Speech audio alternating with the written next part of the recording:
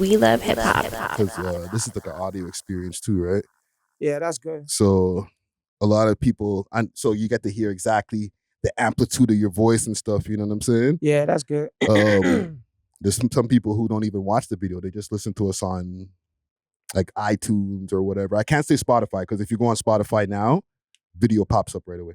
Oh yeah, yeah, that's beautiful though. I like that. We don't fuck around over here at the We Love Hip Hop Network. I love that. You know what I'm saying? Mm-hmm. But let's get it popping here. You know what I'm saying? I got the audio rolling. Let me see if I can find some tunes here. I had something I was gonna load up. No.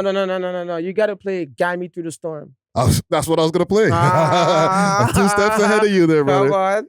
I got you. Let me find some albums here. Big salute to Tory Lanez. Free Tory, man. Free Tory, man. You know what I'm saying? Free Tory. Let's get it popping here. God, I just need you to guide me. Yeah. Switch them on me. Yeah, Tory in the zone when he heard that one right there. Damn, bro. You don't let me get that instrumental first. I might come out of retirement. Let's get it popping, man. Yes, sir. Let's get it popping. It's your boy Friday Ricky Dread here with another interview for your head top. Big salute to all the sponsors that you've already seen probably rolling across the bottom of the screen. And for all the people who are tuning in on YouTube, make sure to hit that like button. But we have here a young legend in the making right here. He's been able to come through struggles and strife and be able to make placements in different places with his beats. All right. And the thing that I like to do with this interview here, because I'm always interviewing rappers, so it's good to get a producer in the building. Mm-hmm. So with no further ado, I would like to welcome to the We Love Hip Hop podcast, young Dave Bangin in the motherfucking building. Thank you so much, Friday Ricky. I appreciate you, man. It's an honor. Welcome. It's an honor to be here, man. Thank you for having me. No, thank you, bro. And I was playing the tune in the beginning, you know, from the Tory Lanez album, right? Mm-hmm. Tell me even just off the top, getting that placement on the Tory Lanez album, man. How did that come to fruition? Oh my gosh, that was crazy. Actually, I was chilling. At first, I was in the hospital when I got that placement. So I have a disease called Sickle Cell anemia, right? So I had a crisis, right? Boom. So I'm in critical condition, right? So I'm laid up in a bed and I'm just cooking up. And then shout out to my people's Fresh. Salute. Salute to Umbrella Fresh.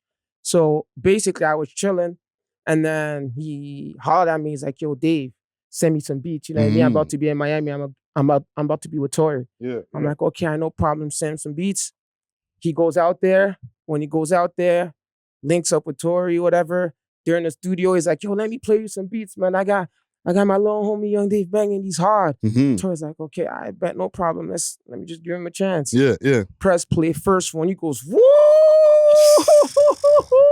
Hey, let me hop in the booth real quick. So boom, hopped in the booth, went, recorded, and then I sent him a pack of 10, and he hopped on 9. So hold on. So this is further back. Like, give me the year that this was going on. Oof. The year, I think that was 2023, I think. Okay. That was 2023 or 2024. Okay, so just to get a timeline, he was like in the middle of like dealing with his legal issues, so he was probably stacking up. Yep. Yep. So boom, he was out. Boom. He's just working, banging stuff out. Then since he loved it, like 9 out of 10, right? Which rarely happens, right? As producers know. Yeah. It just so happened, God bless me, that I had that connection with them, like musically speaking and stuff. We actually had that connection genuinely. He's like, man, I wanna work with him. Like, he's actually fire and stuff like that, right? And then after that, boom, he exchanged like, you know, his contacts and all of that. Ooh, no problem. And then he connected me with his engineer, you know? So then when I got connected with his engineer, boom, started just working, sending. And one thing I love about Tory, he's a workaholic. Yeah. That man is in the studio 24/7. And you gotta remember, at the time, he was in Cali. So that's 3 hours back, right? Yeah. So I would stay up from like midnight all the way to like 6 a.m. basically. I mean, no, to 9 a.m. My bad. Because his 6 a.m. is our 9 a.m. Yeah. You get what I'm saying? And it would be like that just night after night after night. He was just banging it in. So in the album, when he talked about like low key, I kind of knew I was going in. Mm-hmm. Low key, he knew. Yeah. Like, you know, like, okay, so let me just do this thing right here. Boom. And so then that happened. And then after that, unfortunately, he got locked up. Yeah. Right. And then when he got locked up, that's when he started doing the prison tape and stuff like that. Right. Mm-hmm. Like, you know how he releases every Friday. Yeah, yeah. So boom, boom, boom. He's dropping. And then he hit my boy Fresh, like, okay, it's time. I want to hit. And that's when he wanted to release the song 580 Bands. These niggas dangerous, but they ain't gonna play with us. Should be $1 million face. Okay. You know what I mean? So then boom, he released the song 580 Bands. Thank God for that one. I was outside the hospital, Mm-hmm. you know, and that was my first placement ever after 10 years of grinding and making Yeah, beats. yeah. So hold on. The song that we just played in the beginning, and that's Glory. Guide Me Through the Storm. Glory, Guide Me Through the Storm. That was in the first placement. Then. That was not the first one. Oh. The first one was 580 Bands. Okay. Mm-hmm. So how many more you said you got, like 10 or 9 of them that you guys recorded? Yeah, we got a lot in the stash, of course. You know what I mean? Since he's a workaholic, there's a lot in the stash. Jeez. You know what I mean? But stuff that actually came out. Yeah. Right now we got 4. 4 of them? Yeah. Oh shit. Yeah. Damn, bro. Mm-hmm. We got that's dope. So he's really locked in with you if you got 4 placements so far. Yeah, because I got 1 single and I got 3 on the album. Yeah. I could see maybe a full Tory, Young Dave banging like collab. For sure, that'd be a dream come true, man. Ooh. That'd be a dream come true. You know, like how Hitman locks, Hit Boy locked in with Nas and different people. Like I can 100%. See that. Yeah. 100%. So you got to link up with him and do stuff like in studio, right? Or like you got to like talk to him before him going away. Yeah. Any words of wisdom as somebody who's like, he's in the industry? Did he give you any words of wisdom that you like are holding to today?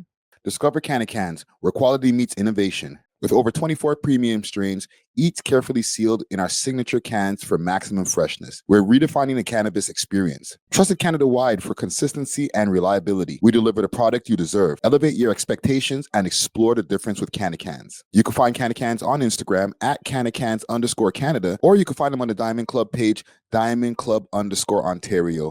Make sure to use the code WeLoveHipHop on the way out and get yourself a little discount. Salute to the sponsors. Cheer! He gave me so much game. Like, I'm telling you, like phone calls, text messages. I be sending him paragraph. He be sending me like he's my brother. Like, you know what I mean? Yeah. Now it's like way deeper than music and stuff, you know? So some advice that he gave me is, because I have sickle cell, right? He's like, yo, Dave, he told me, you can't make me hits if you're dead. So you got to stay healthy. You know? Yeah. So drink your water, make sure you rest. You know, like one time I got sick and he benched me. Really? He benched me. He said, yo, Dave, nah. Now, even if your beats are fire, I don't care how fire it is, I'm not taking it. I need you to rest. I need you to rest and to take care of yourself. Yeah. You know, I'll give you like 3 weeks off.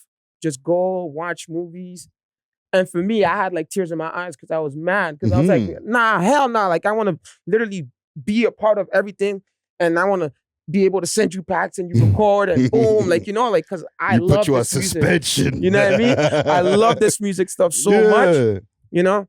But that was probably one of the best things that he ever did for me, you know? He looked out to me when it came to my health. Yeah. You know, to the point that he even got me a package of Dr. Sebi. You know Dr. Sebi, right? Dr. Sebi. So he got me a whole care package of Dr. Sebi products. Pills, oil, natural product, CBD, a whole bunch of stuff, you know what I mean? That he got me. He's like, nah, Dave, like, I'm gonna get you right. Yeah. You know, got me right. And of course, I had a countdown. You know what I mean? Like of suspension. Okay, day 1's done. X. Day 2. This guy's X. writing on the wall. I'm telling you. Yeah, literally. You know what I mean? Yeah. Until that time came, then I'm like, okay, am I off the suspension now? I'm back. He's like, let me talk to your family first. So then he tapped in with my mom and my sister. Yeah. Shout out Rose. You know, shout out my man Lee. She's a goat. And then you tapped in with them and they're like, yeah, Dave's good now. Like, you could get back to work. No, that's dope, man. That even like put you through that learning experience. You know what I'm saying? 100%. Like, as a learning experience, during that time when you were sitting down, what was some of the things that you were thinking of, what I'm going to do when I get back off my suspension and get back to the shit? You know what I'm saying? Or some of the things that you might have learned from him saying, you know what, you got to sit down, bro. I would say that was the best thing that ever happened to me, because my whole life I've been so locked in just making music. Mm-hmm. And one thing that he told me too, he's like, yo, Dave, trust me on this, Dave. Take time off. When you're gonna come back, you're gonna have fresh ears and your ideas are gonna be banging. You feel me? And it happened just like that. You know? So he told me, do not touch music, not even for fun. Like, unless you want to listen to music, then okay, you can listen to music like as an average listener, right? Yeah. But do not be on your like, okay, I'm about to lock in, I'm gonna cook beats. Nah, just stay away from it. You know? So I stayed away from it for like 3 weeks to like a month. And when I came back, I was a monster. No, man. Salute to Tory Lanez, man. That's Tory, sound man. advice right there, man. Free Tory, That's my man. family. And there was something I was seeing on your page, like you had a fashion show recently. Yup. Tell me about that. Yeah, so basically, me and my partner, his name is Saifon. We came up with a clothing brand called Narajaman. And that's what I be dripping every day. So every time you see me, you know your boy fresh, rocking that Narajaman, you know. Same thing with Tory, be rocking it. Shade and Sharp, be rocking it. A whole lot of people, you know what I'm saying? So we had a fashion show. We had 2 fashion shows actually that we did back to back. Right? So we did the first one, I'm pretty sure it was July 4th. And the second one was August 30th, you know? And it was amazing. We did it at Battlefield Park. I'm pretty sure you guys are gonna see like the recap videos and stuff that Friday is gonna show.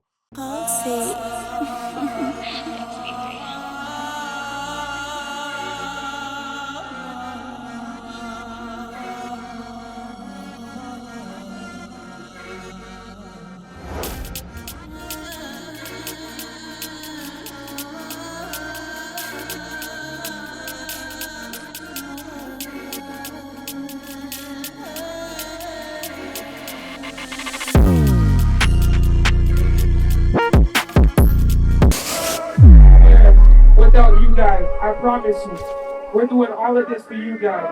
For me personally, it's a success because first of all, we come from nothing. And it was amazing, you know?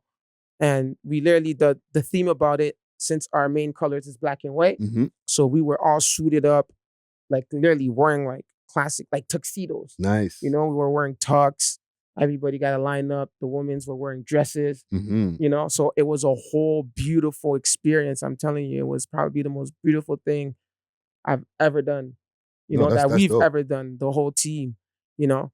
So that was probably one of my highlights of this summer, 1,000%. I'm telling you. No, that's dope, man. You know? That's dope, man. Yeah. And you know, you came down here from Steel City. Yeah. The Hammer, they call it. Yeah. Hamilton, right? Yeah. So is that like, are you from Hamilton originally, or are you one of those guys like where your family came from Toronto and went to Hamilton after? Nah, so actually I was born in Montreal. Ah. Yeah, I was born in Montreal. And then when I was about 5, 6 years old, that's when we moved to Hamilton. Okay. You know? So we moved with my moms, right? So it was me, my mother, my older sister, and my little brother. My little brother at the time was only like 3 months old. And my older sister is 11 months older than me. So that's my Irish twin. Okay. You know, shout out, yeah. Yeah. We know about the Irish twins. Yeah, I'm telling you. You know, so then we moved from Montreal straight to Hamilton. And it was crazy because we didn't know nobody. We didn't have no family, nothing. So we were actually in a shelter. Interesting. So yeah, we were in a shelter for about, I think it was like a year and a half. Wow. We were at the family shelter in Hamilton. And then after that, we got moved to like housing and stuff like that in a building. It was at a place called Sanford, 21 Sanford, you know? Okay. The real people know. You know what I'm saying? In Hamilton, that's, you know? So we went from 21 Sanford, and then we lived there for probably, I think it was 4 to 5 years. And then after that, we moved to another place because my mom did not like that place. We moved to another basically housing spot. Yeah. Called 66 Greendale. you know? And then that's where I grew up, and that's where I went to school. That's where everything happened. That's where I opened my first studio. That's Mhm. when the music stuff came, and yeah, so basically we call it 66, right? Yeah. So yeah, so it went from 66, and then by the grace of God now, um, we moved. You know what I mean? Like to Yeah. an actual house and stuff. So that's a blessing. And people, well, I think people don't have a misconception. I think people know Hamilton gets kind of crazy. Super. Right? Super. So were you able to avoid that growing up, or like were you up in the mix with all the craziness? Man, nah, I was able to avoid that by the grace of God. Mm-hmm. You know what I mean? But I was surrounded by it because of all my friends and all my people. Because the thing that people know about Hamilton, Hamilton is the number one, basically, crackhead city in Canada. Yes. Yeah. In Canada. Yeah. Number one. You know what I mean? So we grew up around dope fiends and stuff like that. You know what I mean? Like even when I was in Sanford, I have stories that my moms could tell you where I picked up needles on the floor running after my sister. Jesus Christ. Yeah, I didn't know. I was a kid. You know what I mean? Yeah, my mom was scared. She beat my ass for that. Yeah. For sure. You know what I mean? But yeah, we were basically around that, you know? But me, one thing that God always blessed me with is I had a vision. You know, I had a vision. I knew what I wanted to do early. I knew I wanted to be a music producer. I knew I wanted to be into fashion. Mm-hmm. You know, so that's what I was locked in with. Yeah. You know, by the grace of God. And then since we also knew, and then we felt like at least a lot of the guys fell victim to the system. Mm-hmm. You know, some died, some in jail, as it is everywhere, right? But we were able to create programs, you know what I mean, with our non-for-profit, Never Gonna Stop Community Center for the Arts, me and Sai, where we help literally at-risk youth and youth from the Hamilton inner city, you know, to make their dream come true. We even had a free music management that we did. And we did music videos, free studio session, you know. We taught them about publishing, masters, and I was a teacher. Really? Yeah, I was a teacher. So basically, I'm a remix kid. Oh. Yeah, so I went to the remix projects. Shout out Remix, you know what I mean? Shout out Gavin, shout out Drex and all of them. Yeah, and yeah, Rich that's Kid. my peoples, yeah. Yeah, Rich Kid, that's my mentor. And so basically what I would do is everything that they taught me, I would go back to the hood and teach everybody. Yeah. You know, and Yeah. go back and just teach it back and be like, oh yeah, I just learned about this, you know what I mean? Mhm. So they were mad excited, like every time come back, like, what'd you learn? Yeah. Okay, I'm gonna tell you. Okay, class on Wednesday. Boom, we had class on Tuesdays and Wednesday. You know, one was about music production, how to record and stuff like that. And then the other one was about basically the business side. Yeah, You know? yeah. Yeah. No, that's dope, man. That's Yeah. dope, man. And you know, you mentioned before having sickle cell anemia, right? Yeah. And you know, it's even though it sucks to have that, you're Yeah. also in the presence of greatness when it comes to certain people like Prodigy, Yeah. Prodigy. You know Yeah, what I'm of saying? course, man. Mobb Deep, yeah. But did you always have that from like a kid, or like did you like develop it along the way when you were growing up? I want to take a quick break from this episode to give a big shout out to Only Loud, Canada's one-stop shop for your favorite legacy brands and all things loud. Only Loud provides mail order delivery nationwide and same-day delivery to those in the Ottawa area. Check them out at onlyloud.ca or follow them on their socials, Instagram at onlyloudcanada or on Snapchat onlyloud.ca for more exclusive content. Only Loud is not just a product, it's a lifestyle. Big salute to the sponsors. Cheer! I was basically born with it. I had my first crisis at 7 months. Wow. Yeah. So my mom didn't even know what was going on. But one thing she did tell me was the way I was crying, she could tell that there was something going on. Yeah, You know what I mean? Like she kept me so I was a big baby, so I love to eat and stuff, right? So she was like trying to give me everything to drink, to eat. I was spitting it out, like I was sweating, like it was just horrible. And she was like, nah. Because at first she thought like, okay, is he hungry? You know, like it's a baby, can't talk. So she just trying to figure out, is she hot? Like, is he hot? Takes off all my clothes, like grabs cold water, you know? Does all the, basically because I'm Congolese, so like all the African stuff to try to see what's going on and try to make me okay, to see if I'm okay, you know? Just doing anything in her power to make me feel better. Yeah. But it wasn't working out. She was trying every single thing, didn't work. So then after that, she took a decision. She's like, nah, let's go to the hospital, you know? So after that, she took me to the hospital. They took my blood and everything. Mm-hmm. They looked at it in the microscope. They're like, "Yep, your son has sickle cell anemia, SS." So that's the worst one. Yeah. It's the worst one, having SS. Damn. So from 7 months, yeah, been having So- sickle cell anemia. Like, living with it, give me some, talk to me about that. Like, because, we were supposed to link up for a while, Yeah. man. You know what I'm saying?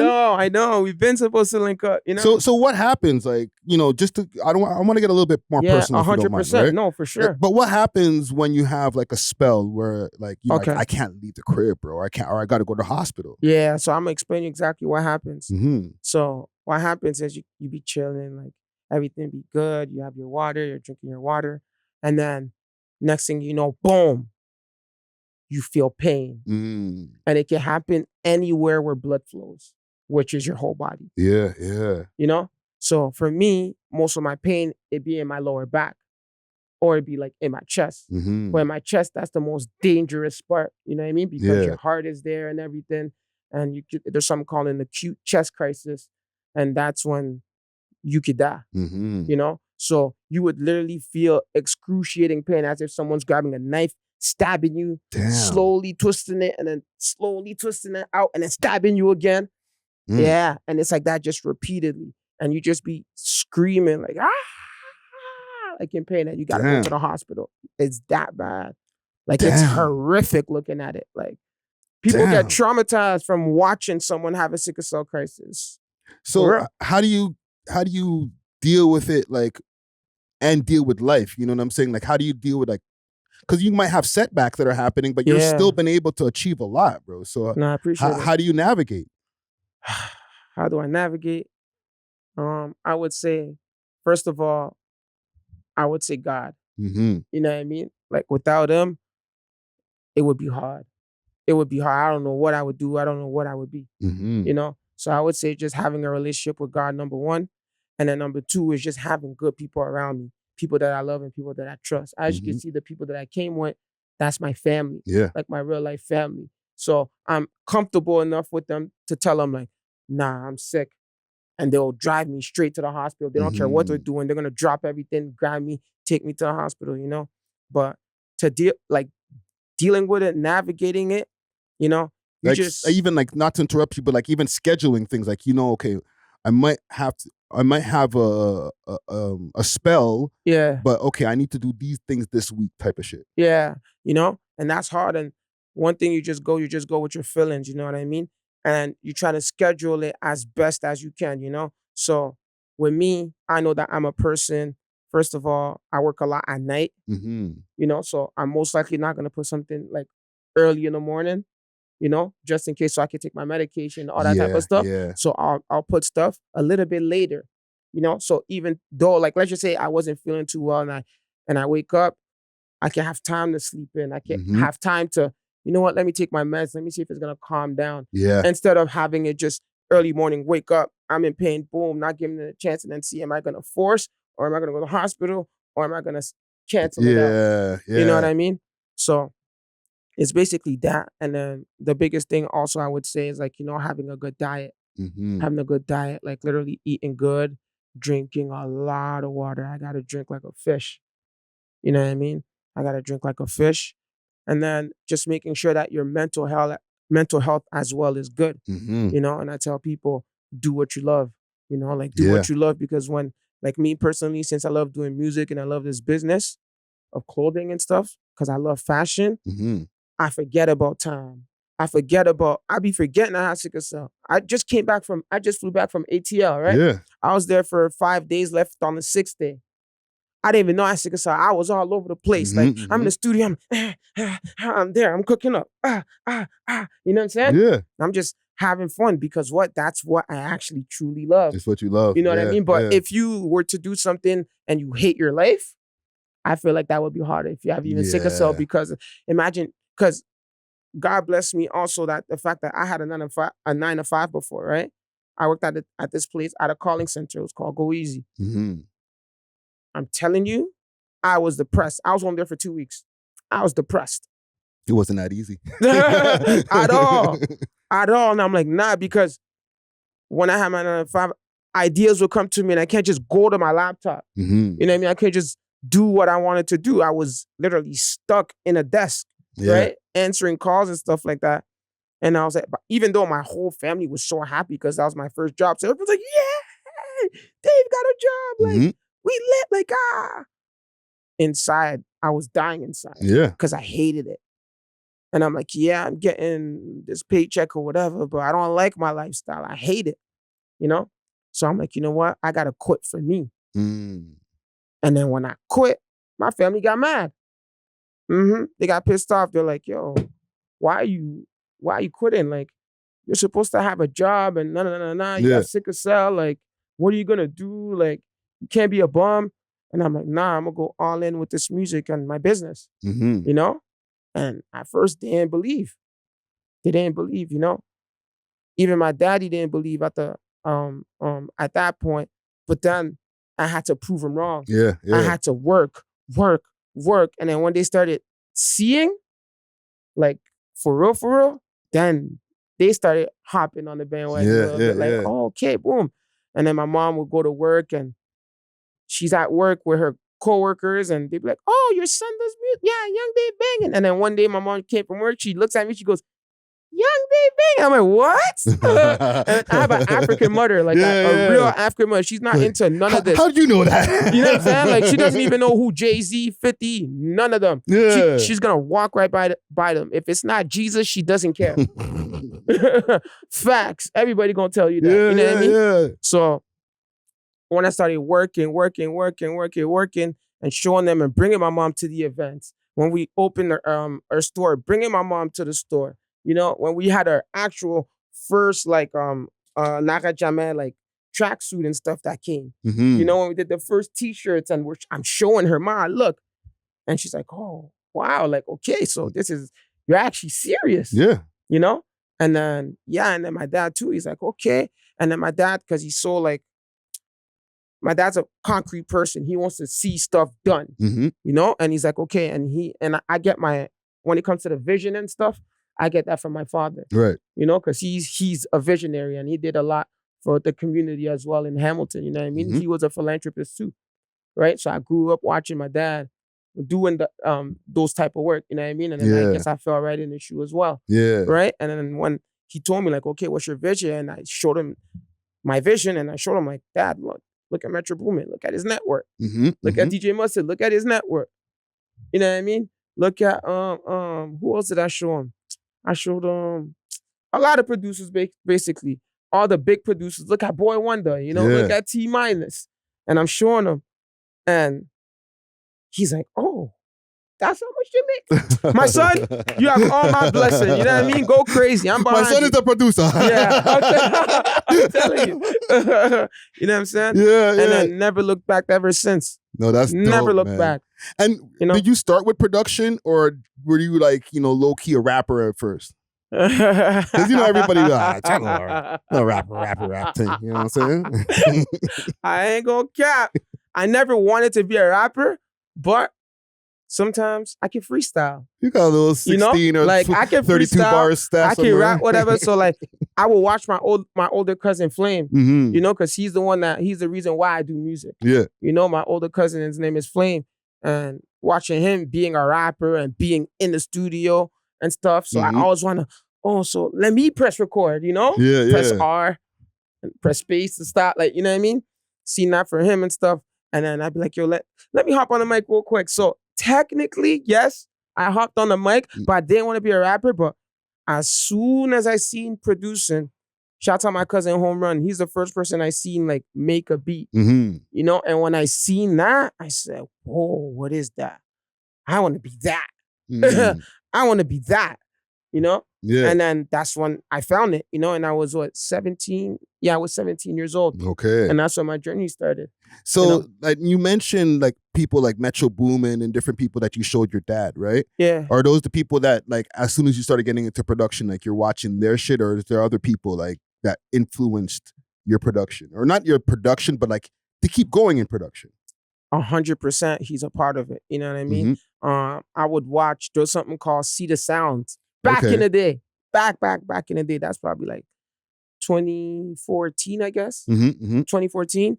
So they had like Southside, Lex Luger, and then they would post the videos of them like cooking up and stuff, you know, and breaking down like how they made the beat and stuff. And then I would just binge watch that for hours. And mind you, see my two cousins that I named you, Home Run and Flame, they lived in Montreal. I don't. Okay. I live in Hamilton. I lived in Hamilton, right? So they couldn't teach me how to cook up. So I just looked and got inspired, came to Hamilton, opened up my laptop, learned by myself. YouTube University, man. YouTube University. You feel me? Yeah. No, YouTube University is one of the best universities. I'm telling you, goated. And even with the production and stuff, right? Yeah. I always wonder, like, because it's hard to get into placements or into the rooms, you know what I'm saying? Like, very hard. It's very hard. It's one thing when you're a rapper, okay? Like, just to break it down a little bit, like, when you're a rapper, okay, you're putting the package together, you know what I'm saying? It's me, I'm the one in front of the camera, so it's like, it's easier to push it on social media, all these things to let people know I exist. Yeah. You know what I'm saying? But as a producer, how do you do that? Where it's like, people start to notice that you're here, man. I'm here. I got beats. Yeah. Ready for the road. Roll Ready Detailing, now open 7 days a week from 8 to 5 p.m. 750 Oakdale Road, Unit 66, specializing in ceramic coating protection with warranty, PPF, tints, wraps, vinyl wraps, and hand car washes. Remember, we clean anything on wheels. Roll ready. Ready for the road. Oh, yeah. I feel like what I tell people is this. The first thing is work on your craft. Be a good producer. Know how to make melodies. Know how to put hard drums. Know how to put the music together. Because that's the product. You know what I mean? The product is the music. Right? So you get that done first. After the music is at a certain level where it's nice, and especially now with technology, it's way easier now. Yeah. You know? You don't even have to know the notes and stuff like that. Now there's AI that could basically do notes for you and stuff like that, you know? So it's amazing, but it also gives people crutches, you know, because a lot of people just depend on that. If you were to take all that stuff away and say, oh, can I make a beat? They would suffer, you know? But yeah, so learn how to make the product. After you got the product, then I feel like it's branding. Branding, you know, especially it depends what type of producer you want to be. Me, I see myself more in the Metro Boomin vibe. You know, like DJ Mustard and you know, the Hit Boys, the ones that are actually out there, you know, Southside and stuff like that. So me, I actually have to put my face out there, my brand out there, like Young Dave Bangin, the producer. Yes, boom. Yeah. You know, make my own content and stuff and put it out there, right? So they know I'm coming, and they know I'm coming with the hardest stuff. I'm coming with the hardest beats. Yeah, you might fuck around and do a stage show like how Metro Boomin and shit. Oh, I'm gonna do that. Yeah, 100%. You know. 100%, and I've been even performing at high schools and stuff like that before, you know, like DJing and stuff. So that's definitely something that I'm looking into, and it's something that you're gonna see moving forward 1,000%. You know, so that's dope. That's my dream. So I would say that, and then networking, man, knowing the right people that can get your beats in those rooms. Yeah, you know what I mean. Yeah, that's that's the biggest thing. You could be Kanye West producer, for a Pharrell level producer, but if you're in that basement and no one can hear it, it's like being the best basketball player at the YMCA. Yeah. You know what I mean? Yeah. Nah, you got to play on a team and go AAU. You know what I mean? So they can see you, so you can get recruited. Yeah, you got to go outside.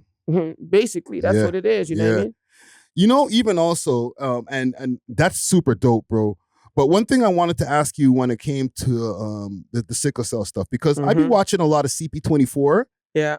And I watched this commercial on CP24, and you be in the commercial, bro.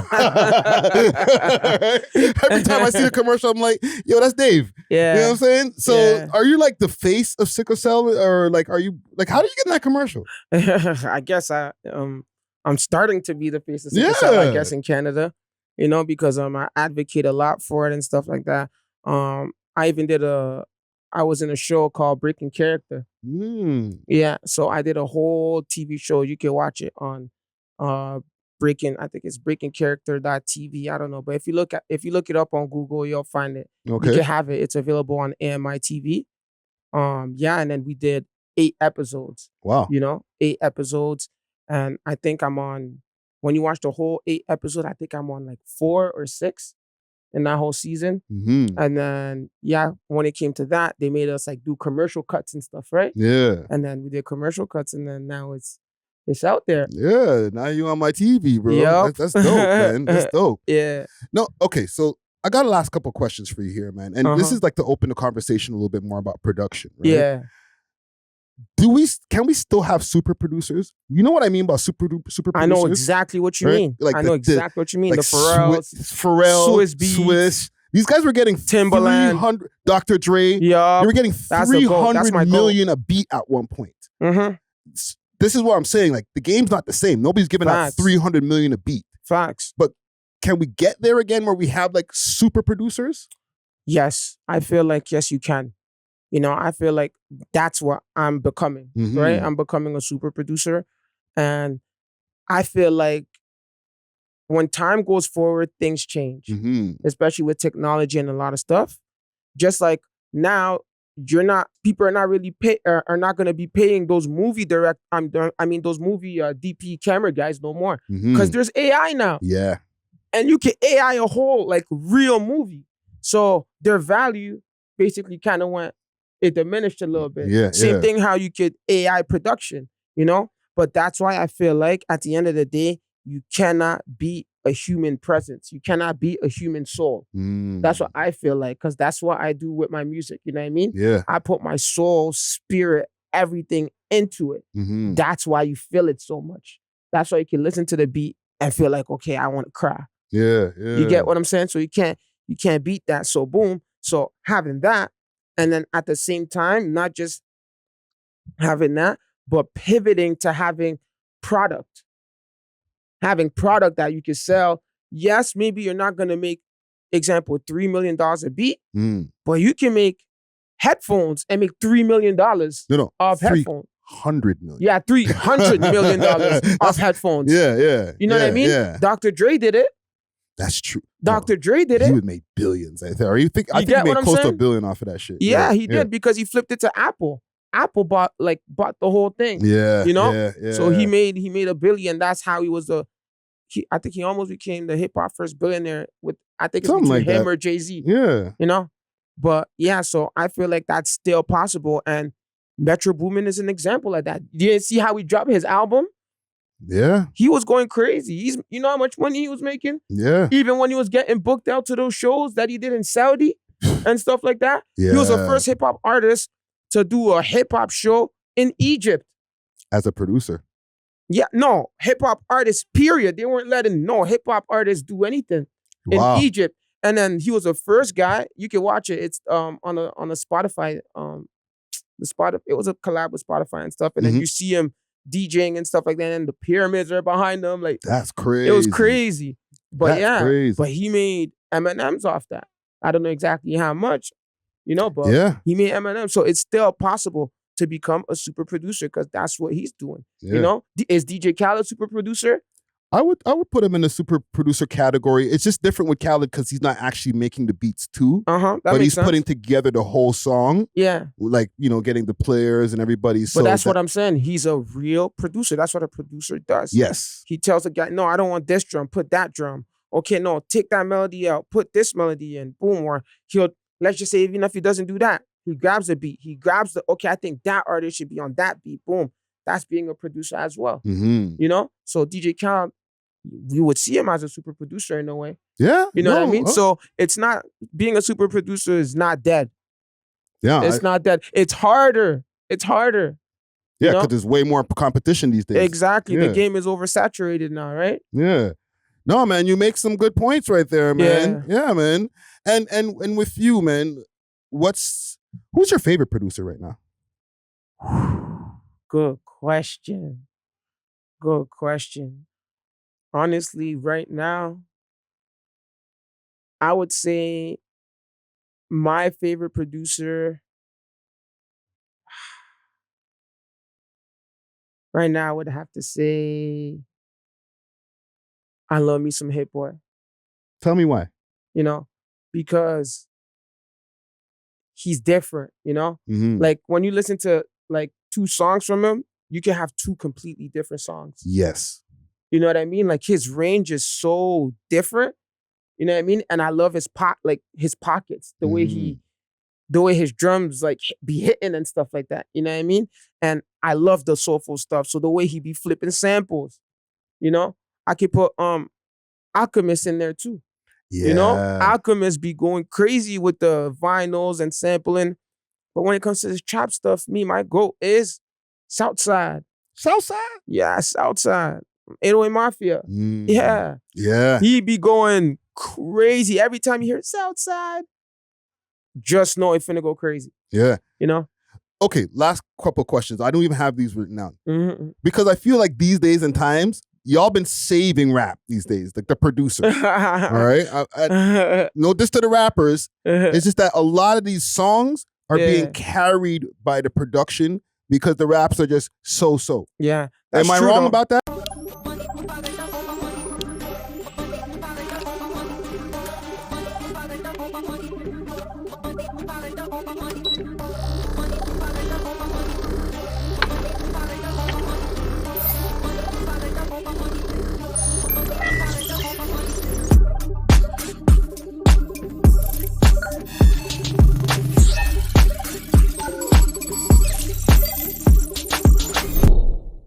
No, you're not wrong. You're right. Because nowadays, we don't even care about what the rapper says. As long as the beat is hard, you can vibe to it. And then for the longest time, we did not know what Thug was saying.